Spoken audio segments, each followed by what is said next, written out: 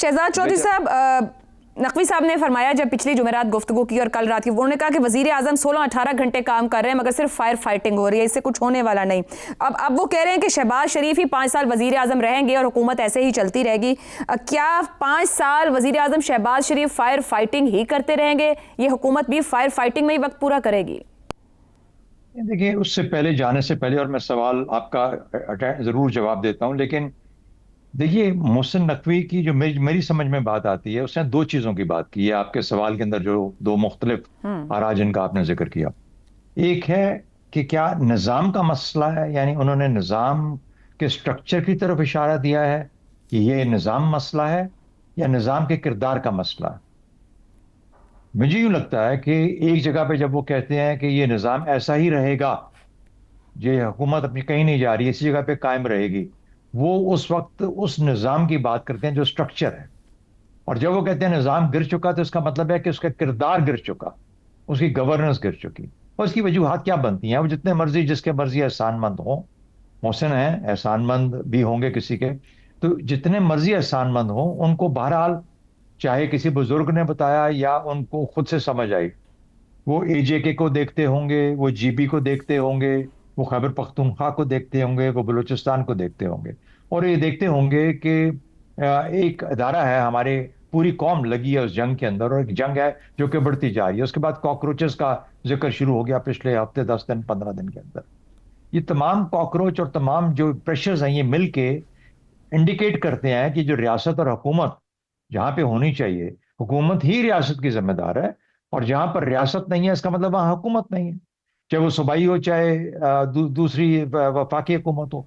तो जहां पर रियासत नहीं है और हुकूमत भी नहीं है, तो वहां पर उस वो जो खुला वो जो इलाका है, they are open to affiliate with any body, यानी थ्योरेटिकल सेंस में तो जिसको चाहे मिल जाए। उनको रोकने के लिए तो आपको रियासत और हुकूमत को वहां पे मौजूद होना चाहिए। और अगर रियासत थोड़ी सी मौजूद है और हुकूमत बिल्कुल मौजूद नहीं है, या हुकूमत थोड़ी सी मौजूद है और रियासत मौजूद नहीं है, दोनों सूरतों में वो जो लोग हैं वो फिर फ्री हो जाते हैं जहां पे मिलना चाहें, और जिनके साथ मिलके जो कुछ कर रहे हैं वो कर रहे हैं। एजेके का हाल आपने जिक्र किया, बिल्कुल हमारे सामने है। केपी बलूचिस्तान, यानी ये मुश्किल तरीन इलाके हैं। जीबी किसी हद तक चलने सहल हो चुका। तो मेरा अपना ख्याल ये है कि किरदार का काम बड़ा ज्यादा है, और उसके ऊपर फेलियर आपको नजर आता है। अब सवाल आपका ये कि क्या ये डैमेज कंट्रोल है या हिकमत अमली है, मेरी नजर में अगर इस सूरत में देखा जाए तो कुछ भी नहीं है। और जिनके एहसानमंद वो हो सकते हैं, ना उनको डैमेज कंट्रोल की जरूरत है, ना उनको हिकमत अमली बदलने की जरूरत है। दोनों सूरतों में वो कायम है। सवाल ये पैदा होना चाहिए था इनकी बहस के अंदर, और बड़ी बहस के अंदर, कि ये जो निज़ाम है इसको अगर बदला जाए, जो स्ट्रक्चर की बात कर रहा हूं, तो ये बेहतर गवर्नेंस दे सकता है। अगर तो ऐसा मुमकिन है कि बेहतर गवर्नेंस हो सकती है इस निज़ाम को बदलने के बाद, जिसको हम पिछले 3 4 5 दिनों में जब से ये मामला शुरू हुआ गालियां दिए जा रहे हैं। कभी हम जनरल ज़ियाउल हक को याद करते हैं, कभी मुशर्रफ को, और कभी अयूब खान को। लेकिन सवाल ये पैदा होता है कि आपको जब जिस जिस को अजल से अब तक जिस जिस को मौका मिला, उसने क्या ऐसा ही गवर्नेंस का निज़ाम नहीं चलाया? यही निज़ाम लेके तबाही की तरफ नहीं गया आपको?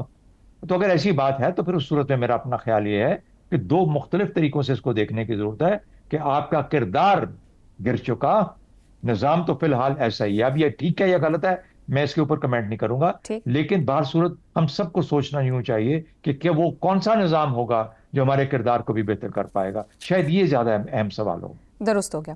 रज़ा रूमी साहब, नकवी साहब के पहले बयान से जो सियासी बेचैनी पैदा हुई, जो दूसरा बयान या वजाहत आई है, क्या उससे दूर हो जाएगी, या ताज़ा बयान ने पहले से ज़्यादा सवालात खड़े कर दिए हैं? यानी कि पुराने सवालात तो ख़त्म ना हुए थे, मज़ीद सवालात ने जन्म ले लिया।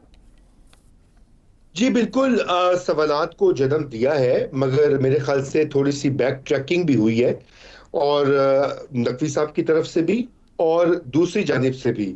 आपने देखा कि उनका जो पहला बयान था, मुल्क में हलचल तो पैदा हुई, लेकिन वो लोग जो कि मोहसिन नकवी साहब की हुकूमत, जिस हुकूमत का वो हिस्सा है, उन्होंने भी खुल के काफी मोहसिन नकवी साहब के लत्ते लिए। राना सनाउल्लाह ने जो कुछ कहा रिकॉर्ड पर है, निसार खोड़ो साहब ने जो कुछ कहा, सिंध के चीफ मिनिस्टर अब्दुल्ला, वो जो चीफ मिनिस्टर है, उन्होंने जो कुछ कहा, जी बिल्कुल, मुराद अली शाह, वो भी रिकॉर्ड पर है। और जब आप ये सारा कुछ देखेंगे तो ये पुशबैक तो आया है सियासतदानों की तरफ से, और सियासी पार्टियों की तरफ से कि भाई कमाल है रूमी कि साहब, राना सना साहब ने तो यहाँ तक कह दिया, सॉरी टू इंटरप्ट यू, कि मैं तो इससे ज्यादा अपनी राय का इजहार करना चाह रहा था, क़यादत की तरफ से रोक दिया गया। जी बिल्कुल। अब आप खुद ही अंदाजा कर लें कि वो और क्या कहना चाह रहे थे जो वो अभी तक उन्होंने नहीं कहा। तो मसला ये कि वहां भी ये फैसला हुआ मियां नवाज शरीफ साहब की तरफ से कि अब सीज फायर करें और ज्यादा इसको आगे मत लेके जाएं। और गालिबन इसी फैसले के बाद मोहसिन नकवी साहब ने भी अपनी स्टेटमेंट बदली है। जिसे कहते हैं ना कि कमान से निकला तीर और जबान से निकले अल्फाज जो हैं वो वापस नहीं जाते। दुरुस्त। अब जो कुछ नकवी साहब ने कहना था वो तो उन्होंने कह दिया, और उसका लुबे लुबाब ये है कि मौजूदा निज़ाम जैसे चल रहा है वैसे नहीं चलेगा। और मोहसिन नकवी साहब के जो दोस्त हैं, जो उनके करीबी हैं, वो उससे खुश नहीं है। दूसरा मैसेज ये था। तीसरा मैसेज ये है कि इसको बदलने की ज़रूरत है, इंतज़ामी यूनिट्स या इंतज़ामिया जो है वो बदलने की ज़रूरत है और उस नया निज़ाम मुरतब करने की ज़रूरत है। ये मैसेज अब बहुत क्लियर आ चुका है और अब एक प्रोसेस स्टार्ट हो गया है। अब आप देखेंगे अगले आने वाले चंद महीनों में कि ये जो सूबे हैं, मकामी हुकूमतें हैं, एनएफसी है, इन सब के ऊपर काफी गुफ्तो शुनीद होगी, काफी निगोसिएशन बारगेन होगी और आने वाले महीनों में एक नई आईनी तरमीम जो है वो लाई जाएगी। और ये अब नविश्ता दीवार है। ये तो आप बयानात जो मर्जी वो कहते रहे, जो उन्होंने मैसेज देना था वो उन्होंने दे दिया। उन्होंने पाकिस्तान पीपल्स पार्टी को ये कहा है कि अगर आपने सीधे तरीके से नहीं मानना तो फिर और तरीके भी मौजूद हैं। और यही उन्होंने मैसेज जो रूलिंग पार्टी है बड़ी वाली नून लीग, उसको भी बड़ा क्लियर कर दिया है। अब इन पार्टियों पर है कि ये किस तरह से अपनी स्पेस को वो प्रोटेक्ट करती हैं, किस तरह से सिविलियन और जमहूरियत और आईनी जो प्रिंसिपल्स हैं उनका सेफगार्ड कैसे करती हैं। ये माजी में तो उन्होंने काफी अच्छा किरदार अदा किया, 18वीं तरमीम हो या दीगर मामलात हो, लेकिन अभी का जो निज़ाम है उसमें बदकिस्मती से इतने कॉम्प्रोमाइजेस कर चुकी हैं बड़ी पार्टियां दो कि अब उनके लिए कुछ ज्यादा प्रोटेक्ट करना, लड़ना महाल है। अगर वो ज्यादा लड़ाई के मूड में आ जाए, पुश बैक करें, तो फिर धड़ाम से वो इक़्तिदार से बाहर हो जाएंगे। ये तो पाकिस्तान की तारीख है, ये कोई मैं तो नहीं कह रहा। देखिए मैं आपको अब आई नो कि ज्यादा आपने मुझे काटना है क्योंकि वक्त ज्यादा हो गया है, लेकिन आपको मैं 2-3 नाम याद करवा देता हूँ।